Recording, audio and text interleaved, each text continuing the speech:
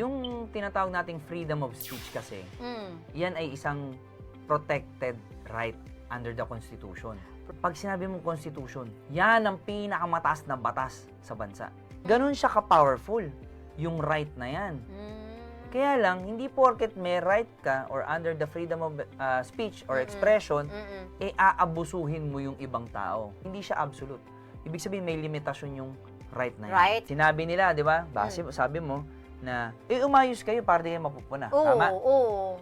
Hindi naman ibig sabihin na meron ka napuna, sisiraan mo na o sisiwalat mo na. Magkaiba yung paninira and magkaiba rin yung fair commentary.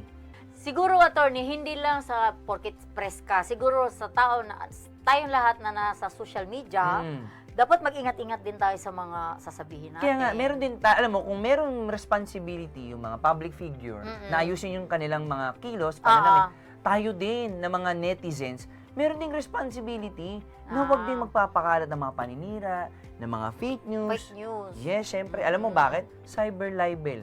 Cybercrime yan, napakabigat na kaso niyan. Oo. Criminal case talaga siya. Criminal case din yan. Pag ordinaryong libelo, yung sinulat sa mga pahayagan, pagka ginamit mo yung social media, yung libelo, 1 degree higher, ibig sabihin, mas mabigat na parusang pagkakakulong. Diba, may kasabayan nga tayo dyan, think before you click.